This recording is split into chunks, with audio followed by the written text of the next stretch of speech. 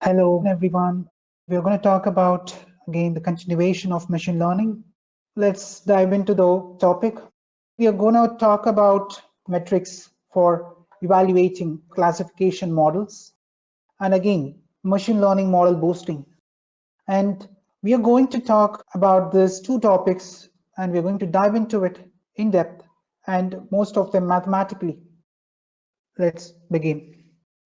Metric for evaluating classification models. We have seen the confusion matrix. So again here I would say issues with confusion matrix. So which is nothing but the continuous change in threshold values while we develop and evaluate the models. What happens is that creates new metrics every time. So that's again a problem, that to make it fit in a confusion matrix, and we'll end up getting a number of confusion matrices that will make us confuse. And top of that, practically we know such high threshold values are always better to evaluate any machine learning models, because that is how we know the machine learning models get to have the higher performing models. And we begin with such threshold value, and here as we see such confusion matrices with n numbers will of course make us confuse with the continuous threshold values that gets evolved over the time. So the ROC comes into picture then. So ROC is basically, it is a receiver operating characteristics curve. So which means that it is again, I would say it is a ratio we would call against the true positive rate to false positive rate, and we get to see here these kind of changes over time, and as model gets trained every time, and we see that at some particular point we see that the hyperparameters and it gets the right parameters get started with that provides us the right training experience, also the model evaluations. Upon doing so with the validation data sets, so this curve goes on to change the threshold value upon its results. So what happens then, we get to choose it every time, and let me show you. It summarizes the information of confusion matrices with changing threshold values graphically. So we plot the graph here as x-axis, as I was talking about, true false rate, false positive rate, and the y-axis true positive rate. And as we do so, what happens here, we see the ROC curve gets plotted. And as we move further, we also see the summarization of the version of such confusion matrix with respective threshold values. So as it is continuously changing, we also get different confusion matrix with respect to the threshold value.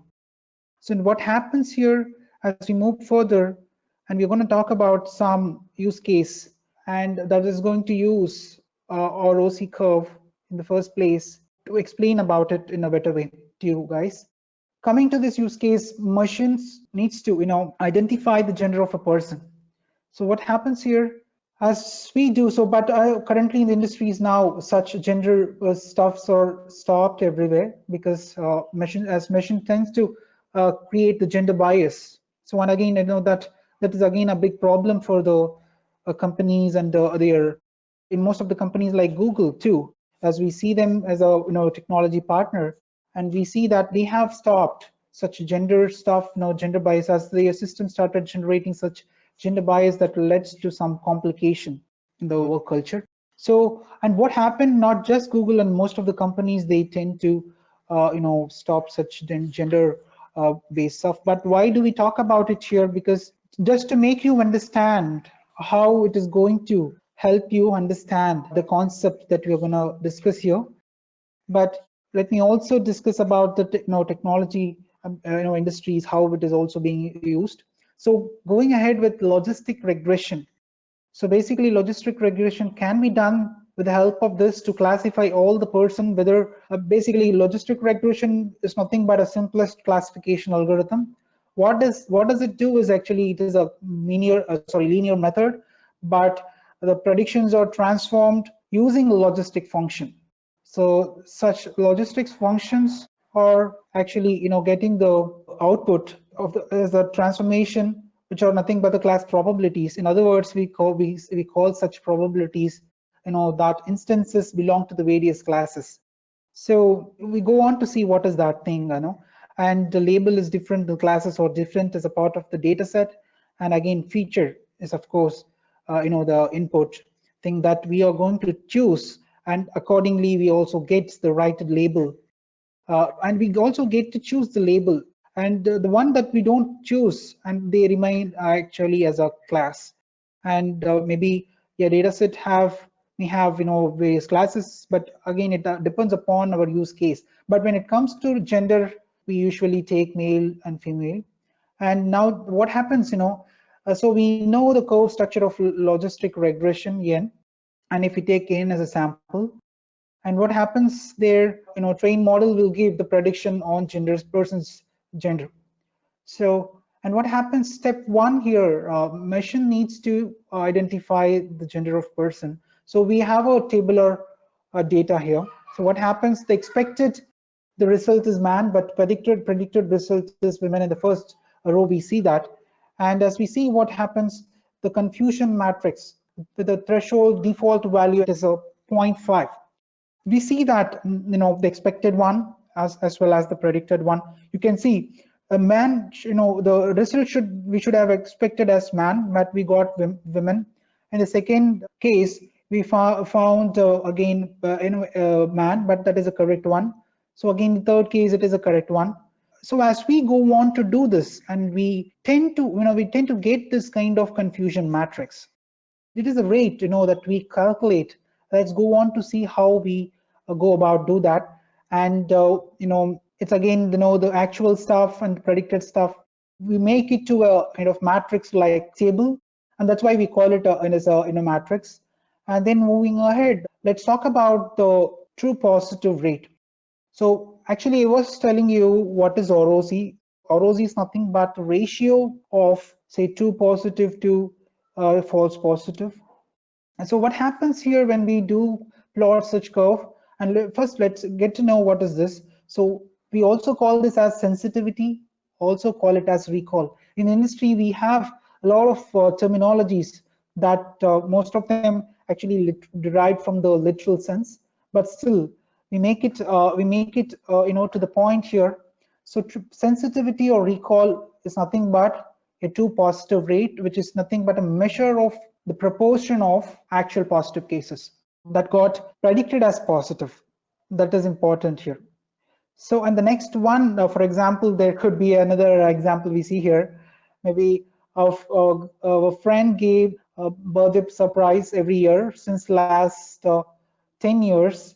And what happens, now again, she go on to ask, can you remember all birthday surprises from me?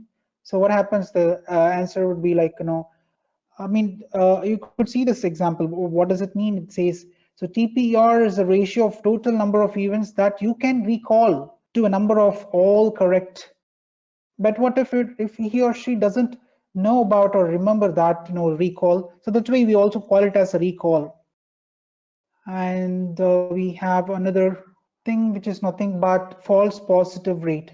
So here we go, as we go about talk on this false positive rate. The false positive rate is nothing but again it is a measure. Maybe whenever we call it a rate, it is again a ratio. So what happens here? A measure of proportion of actual negative cases that got predicted as negative. So what happens when negative cases, the actual cases is negative, when it is predicted as negative, of course it is false positive rate. So of course when we go about mathematically talking, so a probability, we know that when machine learning is nothing but the pillars of the mathematics, talking from the statistics, going forward with the probability and linear algebra, and finally calculus, maybe the multivariate calculus. So Of course, one should be aware of such mathematical stuff. You should have studied in your high school level, or maybe maybe in the initial stages of your college era. So I mean to say that, so when the examples again we would say for such, so FPR is equal to 1. We say the probability from 0 to 1. So that's why I was talking about it. So 1 minus specificity. So 1 is the entire complete case, and I mean the specificity, the one which is the true positive rate, and when we subtract with the 1, what we get is the rest, which is nothing but the false positive rate. So so coming to example, percentage of healthy people who are correctly identified as not having the disease. So here we're going to talk about some healthcare stuff. So let's see what we're going to see. Yeah, so that would be the first steps would be getting to know about what are TPR and FPR, and the next one would be like, so calculating such TPR and the FPR. As I was telling you, it is all about mathematics, and I also already told you, the rate, whenever we get the term rate, which is nothing but the ratio. Okay, so we see the ratio here. See, true positive, the ratio of true positive to the sum of true positive and false negatives. So the ratio of number of events you can correctly recall to a number of all correct events. So this is the mathematical representation we would call. So calculate false positive rate, say called FPR, which is actually nothing but 1 minus specificity.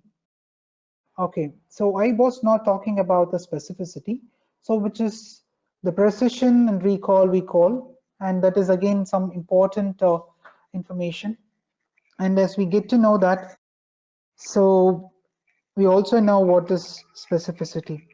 So which is nothing but the ratio again, 1 minus specificity, we call it a false positive to the ratio of false positive to false positive, the sum of false positives to true negatives. So you may think about it, this kind of false positive and false negatives and true positive and true negatives are such important stuff to talk about it. And when we don't deal with this stuff, and we'll not be able to go with the classification problems of machine learning. So moving ahead, we see confusion matrix by giving them some values, and that gets calculated with respect to the TPR and FPR. And we see 3 is a true positive, and we see 3 as a true positive plus the false positive. So the next one would be plotting ROC graph with the changing threshold value. You remember, of course, why we have gone to ROC graph, because we get to see the changing dynamic threshold values. As there was, as far as the confusion matrix concerned, we had only one fixed, threshold values, which is nothing but the static threshold value. But as we get to see that it is changing over time, and we understood that won't be the best method to work with. So and then we changed, and we have come up with a new technique called ROC, and this is how the graph will look like. From this, what we would understand is like the graph. I mean to say that would give us the perfect threshold value that can be determined to evaluate the model. So this stuff would occur when we train and evaluate the model. And again, such training and evaluation again, depends upon the threshold value that we are going to choose, and upon that we get the high performing model. So as I was talking to you, specificity, 1 minus specificity is nothing but the false positive rate, and sensitivity is nothing but true positive rate. And you can see the values, and we see the convergence of that TPR and FPR at the point that is nothing but in the orange curve, we call the threshold of one particular model, and the green one would be again the different one, and we see there that the different threshold value, and this is how the things usually evolve. So when moving further, the next evaluation metric we call area under curve. So what is area under curve? And we see what are the area that is getting covered under the ROC curve. So it usually we call area under ROC curve, and we take such AOC. Most of the predominantly in the industries, for most of the classification tasks, what people do is to take such ROC AUC, which is again nothing but an evaluation metric of classification model that considers all possible classification thresholds. And what happens that here, which is basically a metric which is nothing but the value measurement of probability, we would say the probability that a classifier, maybe classifier is nothing but a model that classifies the task. It classifies the labels that we are given with in the data set as a part of features labels, and that gets classified, and such a model we call as a classifier. And again, what it will does is it will be a more confident. We'll also be given with a confidence score here, that a randomly chosen positive example is actually positive than that a randomly chosen negative example is again positive. It would be kind of confusing for you, but still, such concepts are implemented via the scikit-learn-like libraries. So what we do here is, like, this technique helps us to compare the ROCs. Yes, we do compare the ROCs, and what happens, we determine the model's capacity and to compare ROC curves with using different techniques again. So, and what happens, higher AUC we call and we take it, and that would be the better one, and such model we call it a high performing model that it is predicting. Though such higher AUC is the higher value of the confidence score, we could call the probability value. It also tells us the better model, and it helps us to distinguish between classes. And moving ahead, the precision.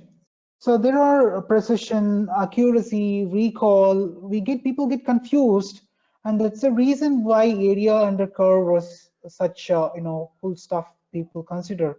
That would give us a lot of good understanding about how we go about. Yeah, again, when we talk about AUC and ROC, there is no difference, I would say, but we get to study about different ROCs, and we talk about the areas. To say which model is has got a high performance.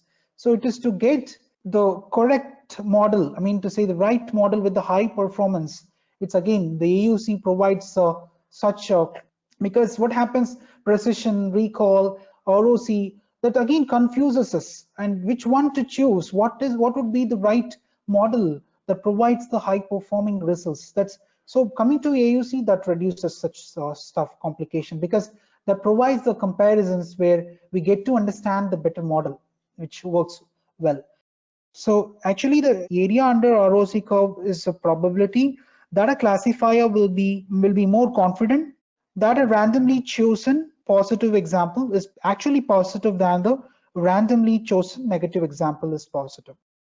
So what happens, precision is again a ratio of positive results which are correctly classified. So precision is nothing but true positive, the ratio of the true positives to the sum of the true positive plus false positives, which is nothing but the entire predictions. So what happens here, it is actually number of events you can recall to the number of all event you can recall, a mix of correct and wrong recall. So it's again that we call with precision. So moving ahead with the next one. So we have already seen what is precision, recall, and F1 score. So F1 score is basically a kind of harmonic mean. Everything would be kind of mathematics stuff. We are talking in terms of theoretical aspect, but when it comes to industry, what we do, the employer get to find, taking the balance, the person who has the balance of both theoretical as well as the programmatic skills. So mathematical plus programmatical skills. So both of them, even at DeepBrainz, what we do, we don't just like that pick the people who just know the codes, the programs, just, for example, without even knowing what is this particular algorithm does, what this particular method does, we get to know the API. When we know about the APIs and stuff, it could be confusing which technique to remember easily. So better, what we suggest is go with the AUC that provides also F1 score that would let you understand. I mean, these two metrics are kind of very much used, to say predominantly, most widely chosen metrics in the classifications. Maybe it can be a text classification, maybe it can be an image classification problem.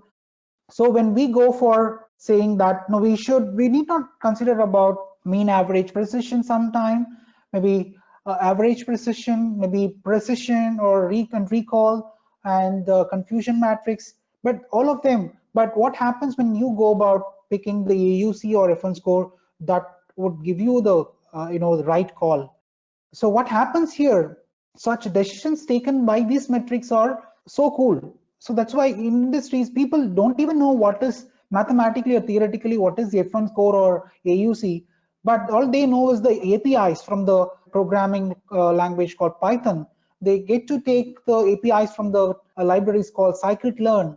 All they need to remember is that API, once they do it, call them programmatically, such algorithm gets implemented. So they need not know the mathematical stuff, but still one should know, one should have the balance of both the theoretical stuff as well as the programmatical, the practical stuff. So F1 score will be a better option, of course, than maybe in most, but it again depends. So that's why what we do, when we take any use case or task, we get to make all the, what do we call the metrics? We calculate all the relevant matrices. Say AUC, for example, if we go on to create a model for say cancer detection, and we do not just with the AUC, but also we test it with F1 score, and we'll see the result that we get out of it. Like, it's again important to make such comparisons, and in order to do such comparisons, we should have some baseline models, upon which we can go on to add more complex models and methods where that would help us also debug such models in the later stage, as debugging the model is again not such easier stuff. So F1 score will be better option to seek the balance between precision and recall, and the data set has uneven class distributions. Yeah, that's again important thing to consider here. So F1 score is equal to mathematically 2 into the product of precision and recall, and we could also call it like this. So 2 into the ratio of the product of precision and recall to sum of precision and recall, so which is nothing but F1 score. With this, we are done with the evaluation metrics. Evaluation metrics of classification model. So classification algorithms has these metrics, these error metrics or performance metrics or evaluation metrics, which are widely used. And when we get to start with any problem, we should go in this way, starting with the confusion matrix and then ROC and then AUC. We shouldn't come just like that. But what happens when we go to Kaggle like places? The competitions will also give you the evaluation metrics. So that time we need not worry about it. But coming to industry, it is again different. It's very different. So we get to check with everything. We get to go all the way. For our better purpose, what we do is we start with the small. We start with small and the simple thing, and then we go on to add the complex stuff. So because all of a sudden, if you go on to do the the complex stuff, that would be again kind of a difficult task for you. So the next one would be again important stuff, and the boosting, model boosting. What is that boosting? So basically, as I was informing you, whatever the terminologies that we use, even in machine learning, in the computer industries, maybe anything, computer science or any technology industries, we take the literal sense of the word, and then we get to use it for relevant, contextually. So what happens here? Model boosting does boost the value of the results of the models that are providing. So what happens here, the first and foremost technique is ensemble learning.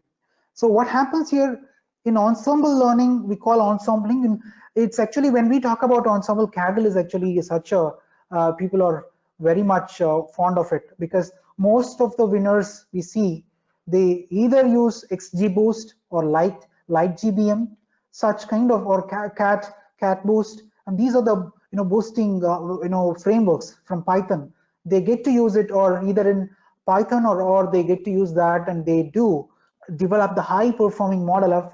But of course, in industry, it is not considered as a useful stuff. I will tell you why it is, and that is also DeepBrainz is actually working on is important, because when we develop and responsible AI technology, so we get to create such next generation cutting edge technologies, tomorrow's state of the art AI.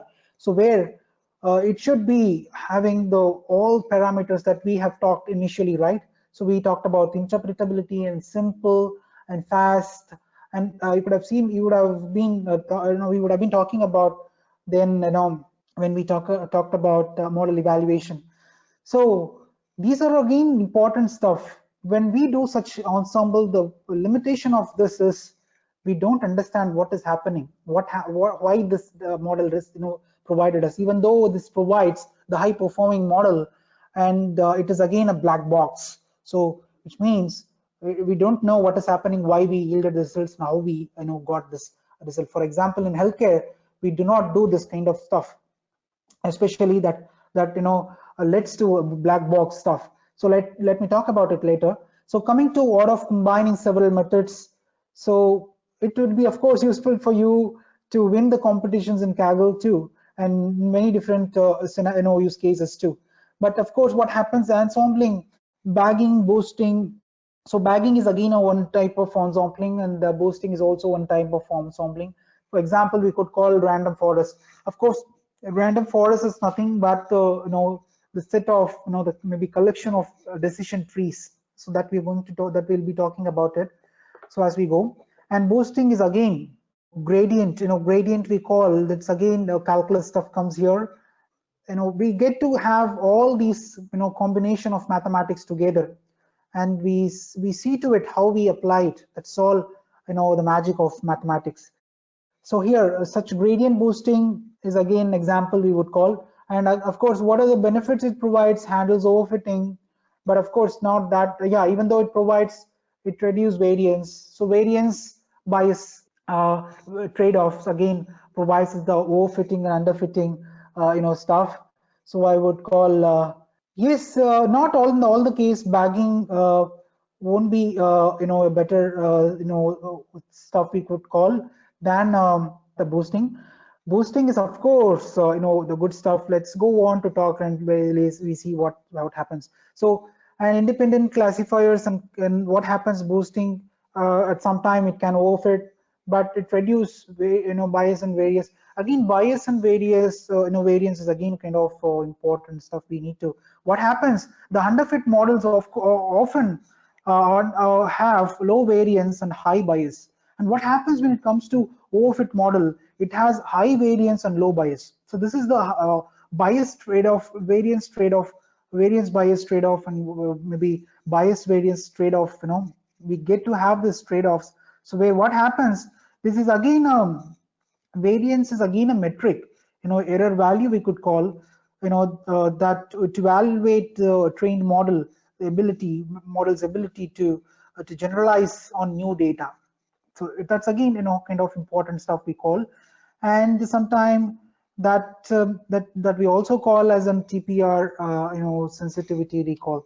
So let's not confuse you guys. So sequential or classifiers are also used often in the gradient boosting. So going further, let's see some of the examples and we may understand better, I believe. So here we go. What happens? Weak learners combine. So weak learners are nothing but poor models that produce. Why do we call a poor model? Because that produce the not that high performing results. So we call it provides a low accuracy, maybe moderate accuracy, average accuracies. So we call weak learners combine to form a strong learner. So that is nothing but ensembling. Ensembling is nothing but combining all of them to make it to form a strong learner. So again, there is a typo here. So thereby increasing the overall model accuracy. So what happens here? The next one, it also helps reduce the variance. That is nothing but the difference between the expected and the predicted results, thereby resulting to overfit data. That's what I was talking to you. So overfit data. Okay. So and the next one would be try to reduce the bias. So what happens? The source of error, which is nothing but in the model, that results to underfit data. So this is all about bias and variance trade-offs. So the next one, ensemble learning, where we again get to differentiate. So what happens? So the definition would be like this: the power of ensemble learning to improve the stability and accuracy of the predicted results. So when it comes to boosting, what it does is it refers to a group of algorithms. Maybe we of course we take it here, the weighted average, whereas we don't do such stuff here, but we only consider part of it, and here we do take most of the majority of the algorithms we get to make a weighted average of it, and we get a strong learner there. So, and coming to bagging, again we would say try to decrease the variance of prediction by generating additional data for training from original data. So this is again important stuff you could call. By doing so, what happens? Now this calculate the output, using several different models, and then averaging it. Use the result using weighted average approach, which means we would assign some random values to it. To say, for example, I would give you say 0.5 into x plus 0.5 into y. So when we do so here 0.5 is again weights. So we may also change such weights here. So maybe 0.7 into x plus 0.3 into y. So this is again kind of weighted average we call. And again, our average, what does that mean? So the statistics parts also combined here. And the next one, maybe we are coming to boosting. We are going to talk about boosting here, because that is being wonderful concepts and algorithms. We get to have high performing results. So one among them is AdaBoost, and that's such adaptive boosting we are going to consider here. We are going to talk about with examples today. And gradient boosting is again a different concept. And what happens? We boost the gradients. So gradient, of course, you may come across back propagation and stuff. The gradient, mathematically speaking, of course, which is nothing but the slope we call maths and the calculus. You understand, what is that? Talking when we talk about mathematically, dx by dy by dx we call it, right? So which is basically a slope we call. So and what happens here, the gradient, such stuff we call also as a gradient. So gradient boosting, we boost that such values, and upon boosting, so we get to have the right results. So this is all kind of applied stuff. We will understand mathematics very cool when you make use of a machine learning appropriately. So again, XGBoost is such a popular one. So it's again XGBoost also made as come up as a framework. So which is best? Of course, boosting is the best one. So and again, bagging in different cases it is best. And we were talking about in the initial stage, and where we talked about what we call then or resampling. And in such cases, we also get to use this. And optimizers, yeah, gradient boosting is stochastic gradient descent and gradient descent. And there are again AdaBoost is also a good optimizer, we would say. So there are many again different stuff we see. So, and next one would be again a boost. AdaBoost, it does what, boost the performance of decision tree and random forest with weak learners. So basically, decision trees, collection of decision trees, we call random forest. Why we call the random forest?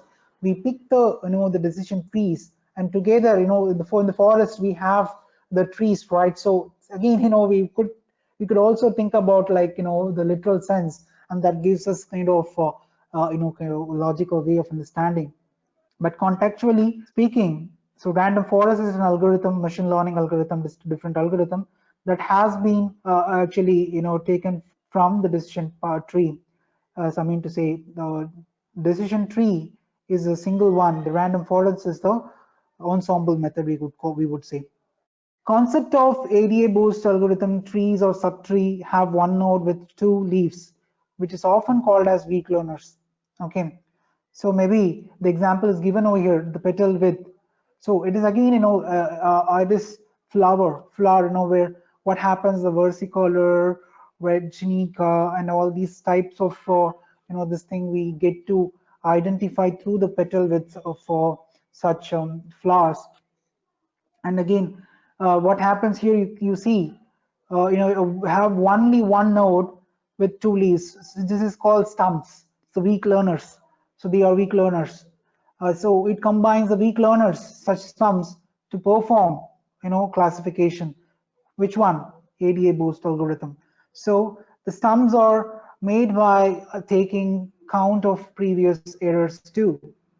And the next one would be, let's go on to dive into see how we go mathematically and see how it works. And when we come to that, we take a data set here. Let's take one use case here. So it is about the heart disease classification. So what do we do here? We take block arteries and chest pains and good blood. So here, whenever we get a chest pain, do we call a heart disease? Whenever there is a block in the arteries, do we call a heart disease? And again, what happens? And again, good blood circulations. Again, that talks about the heart disease. And we take here AdaBoost. We pick the data set here, which is nothing but a tabular data set, which is primarily used for this kind of classical machine learning, where classical machine learning get to have the high performing results only when we use ensembling methods like bagging and boosting. Unless otherwise, we don't get to have high performing models. And that is the reason why neural networks like Stuff actually started popping up, and it has been initially made by come through Geoffrey Hinton and the Only Kuhn and 𝗔𝗃𝗁𝗃, and they have also awarded Turing Award and Turing Awards. And for and what happened, 2012 was the year deep learning started booming, and that is where AlexNet started. And they deprived, even though it back propagation in the year Geoffrey Hinton, when he was inventing it, and there was no such computing resources we had in the massive data that we are having right now. So that is why AI hype and AI winter actually slightly faded away. So now what happens as we get to have the data coming up everywhere on the internet, because everywhere we see the digital revolution happening, and we see that the digital transformation, and we are and the DeepBrainz also believes in such AI transformation. So which is our core stuff, we would say. So we would, again, there are a lot of strategies and executions and a lot of stuff that are involved in it. So again, coming to the topic here, so we pick such data set for illustrating you about the such ADA boost concept. So first step would be giving sample weight to each data set. So we're going to give some weight, maybe like this, but it is again kind of giving on our own such weights, because sometimes we may not know what is the weight. So we give it, and what we do, we find the sample weight by one by a total number of samples. It makes all the sample quality equally important, as all the values are same. So that is the reason why we have taken it.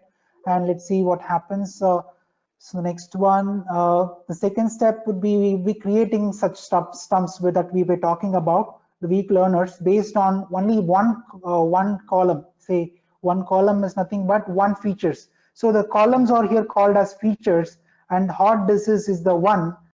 Chest pain, is again of one feature we call.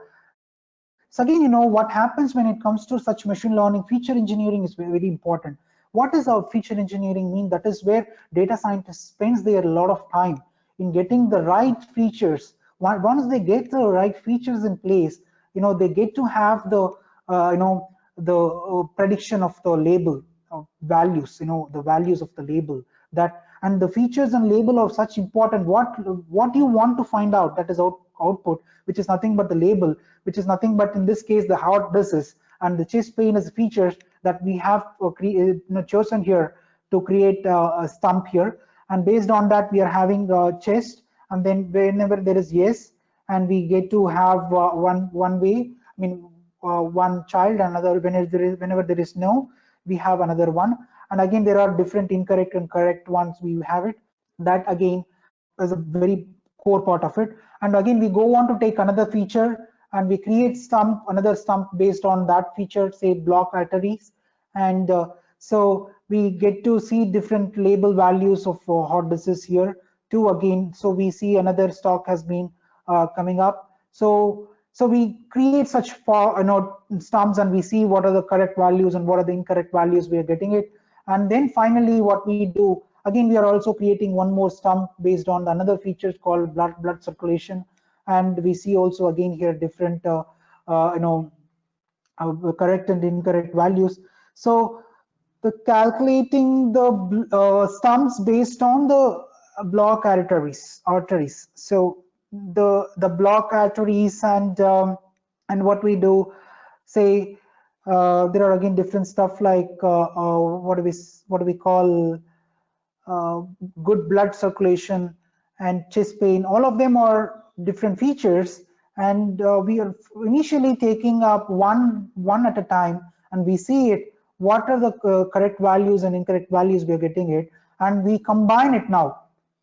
And now what we do, we are going to calculate the Gini impurities, and sometimes they also call it Gini impurities. So who is nothing but a scientist who invented this error measurements, error metric. This is again a measurement of wrongly performed model.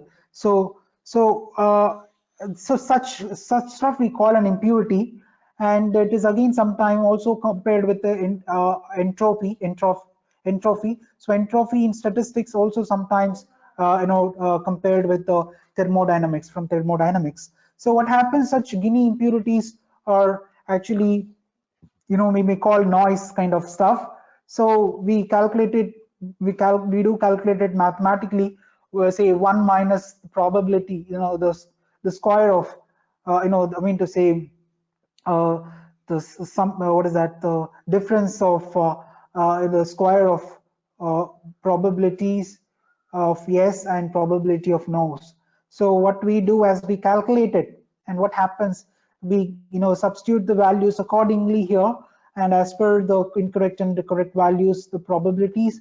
I hope the probabilities that get started from the 10th standard and 9th standard onwards. So of course, from the high school students get to know what is probability and statistics stuff, and calculus. Of course, they do study it in their higher secondary level. But linear algebra too, most of them they still study in high class itself. So these are all, again, I would say, it's all high school level mathematics. Once you know about it, it is very easy for you to get started with machine learning theoretically. If you want to go pursue a research, it would be very useful for you, I would say. Again, production and research is very different, and so we would say we would be calling different stuff different. Again, we would be having different goals in minds. So this again, that goes on. And what we do here, we find out the average, we compute the mean for the gain, what is that, such impurities, and we go on to this next one, and we calculate for the first, when we calculate the first term based on the calculated, impurity value, and we go on to do it for each, and we see the value, probability value. Of course, we know it is again everything probability values, confidence score we may call sometimes. So probability, we know, right, between 0 and 1. So when we know 1 is the highest value, 0.4, you see that, you can see how strong it is when we compare with 0.45 and 0.48. 0.468 is, of course, it is lesser than that, but it is again, what is it? It is again in error. It should be less, actually. When we talk about impurities, it should be less, like regression models metrics. So what happens here, when we come to go on to select the first stump based on the impurity that we have calculated, when it comes to it, we get to select chest pain and good blood circulation, and then based on that we go on to see it. And as we see for block arteries, we see 0.5 and others 0.48 and 0.3. So 0.5 is the highest one, 0.3 is the lowest one, but again, it is an error. Okay, so error in the sense we should find the less value. So does it mean that there is almost 47% chance of having a no, that is an error. Okay, so we see that based on that, we see that much those many what is that, wrong classification, that 50% of the classification would go wrong, which means, okay. So, and the next one would be total error calculation. We would be calculating it with all this Gini impurities, as I was telling you. So it is just an error values. So we get to calculate, we do with the ratio to the total samples. So chest pain and block arteries and good blood circulations, we get to add them here, number of incorrect predictions they are, and by the total samples are nothing but the total data that we had, and that is nothing but the total error we call. I mean to say, this is a amount of so total error value is always between 0 to 1. As I was talking to you, so the probabilities, as I told you, it is always between 0 and 1. Okay, so which means that from 0 to 1. Okay, so this is so total error can be 0, which means good stump. It is extreme good stump. I was telling you, right? So it is about whenever we see the less value of impurity, such impurity value, in impurity value, and we see that the model is performing well. So I would say the next one would be, selecting the first step again. It's again the continuation of this. Now we see we see that we are seeing different kind of values for different stumps. Recently we have calculated another total error metric and error value, and based on that we are again doing a different stump. The first stump. So why do we call first stump? Because that is the first node of a decision tree, and which is the first weak learner of such a decision tree. So, and what happens here, we also go on to see for block arteries it is 0. So it is such a high performing stuff, we would say, stump. We would say it is an extreme, it has extreme what is that, accuracy, I mean to say the performance. So again, we would go about see some modifications in in sample weights. So for the particular row, sample weight will increase to classify correctly, and we see here as we go on to do such stuff.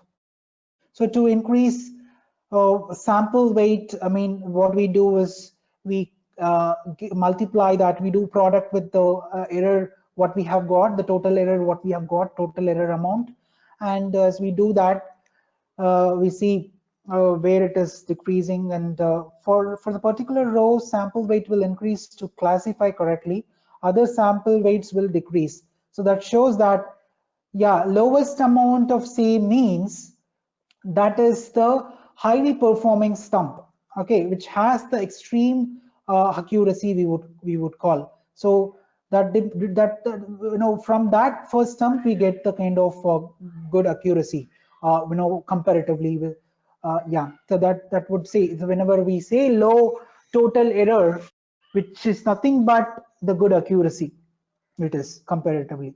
So we get to do this, and we see the different you know, sample weights when it increases. Again, we see it as a different stuff. So this is how we also calculate the you know, weight of a model. So we initially have taken a sample weight as a, you know, equal one, and we also had a new weight upon the calculation, and we normalize it. It is all mathematical stuff.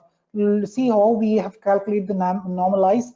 The normalized value has been calculated through this new sample divided by again new sample into 7. What is that? The number of you know, I would say the number of features, 0.33, maybe again lowest sample weight may be there, I think. Yeah, so this is again the sum of normalized weight. It should be approximately, you know, equal to 1.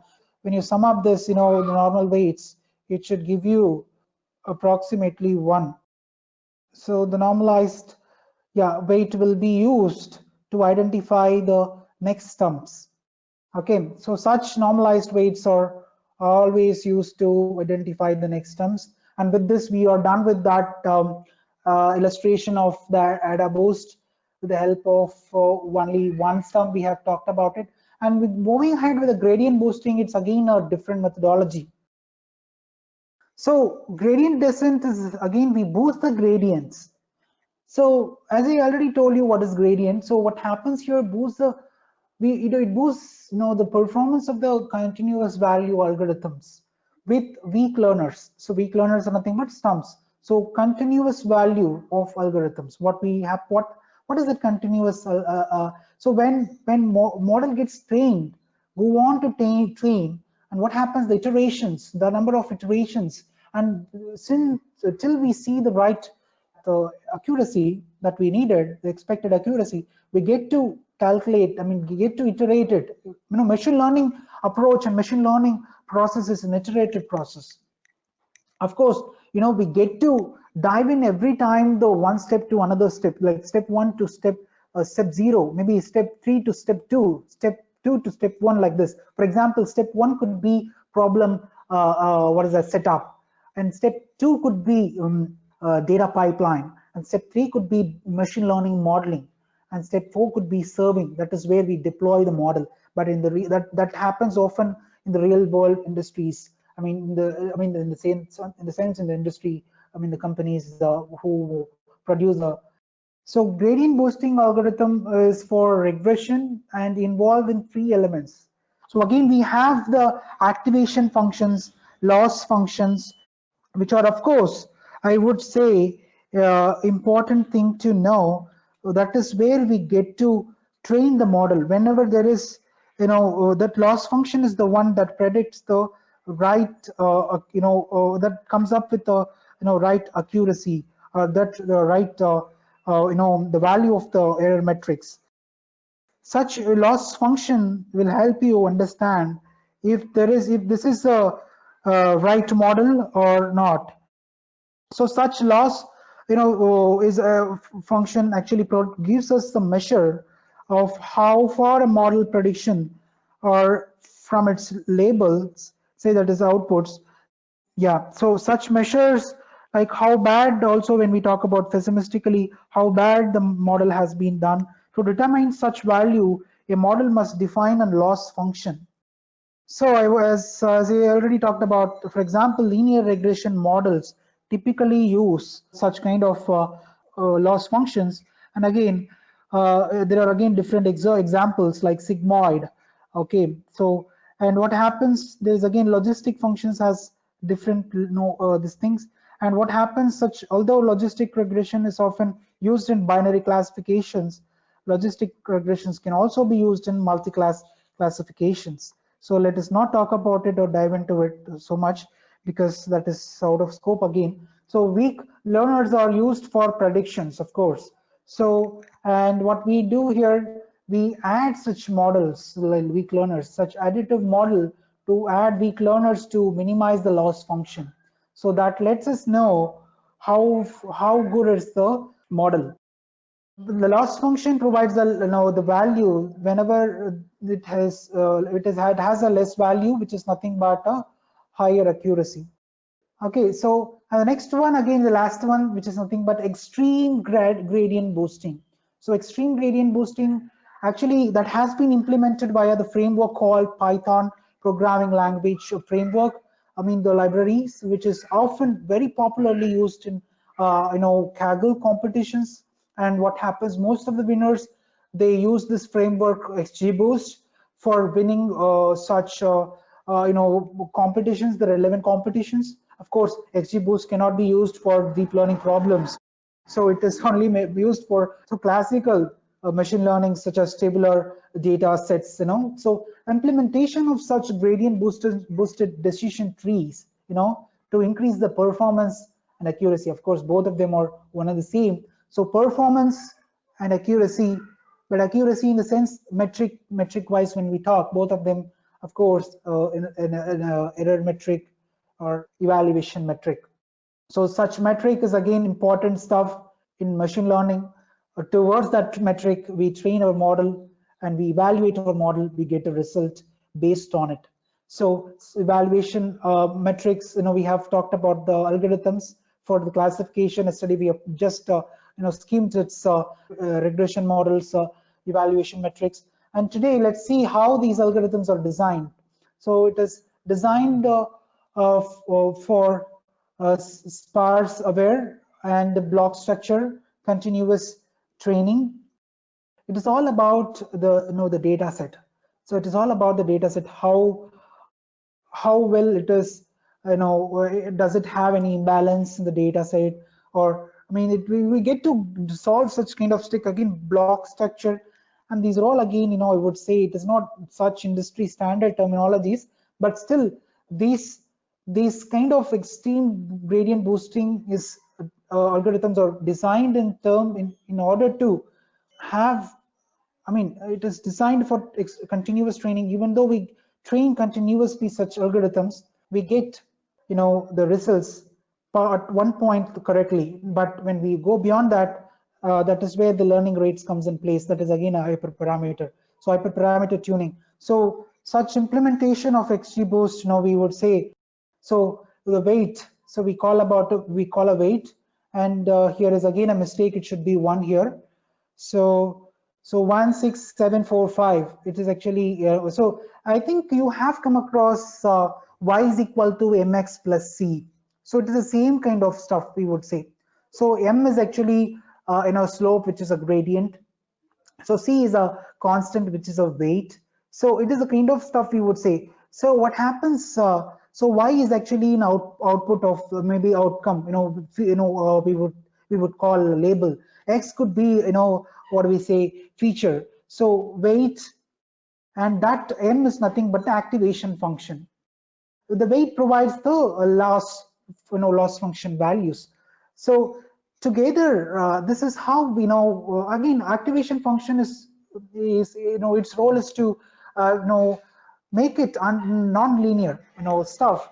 That's again that could be out of again a scope. So here number classifier, what happens, generates n number of SQL decision trees to make the conclusions. See what happens, this decision tree 1 has actually only selected 156 for the training purpose, and it said that 754 is classified incorrectly, and it should be here 1. Okay, so with decision tree 1 again takes with a test data set, and it's again tested with that, and we see that extra weights will add for incorrectly classified samples. So as we do so, we get what is that problem gets resolved. So weights are added to the data sets to give the same probability for all the elements to get selected. So this is how we can do, include all the values of the features, I mean different use cases, we would say. So what happens, this is again a first week classifiers. Again, second week classifier could be, we would go on to select 745 as a, we select for a training purpose. And what happens again, they have more weights as we have actually added on more weights here. So what happens here, the process will continue till the end term. Okay, and it happens like, WC means, so decision tree classifier, and the weight that provides the weight of the classifiers. So maybe different weights of classifiers are provided in the different stages, like this is the second one, so when we go on to the third one and so on so forth till the end the time, and then what we do, we ensemble them. That is where we get to boost them.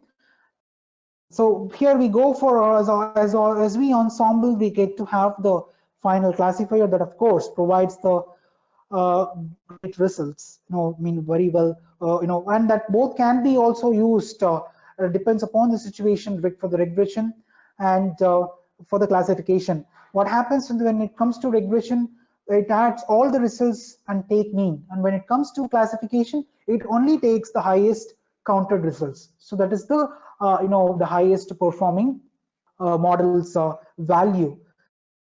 With this, we are done. So thanks so much for your time.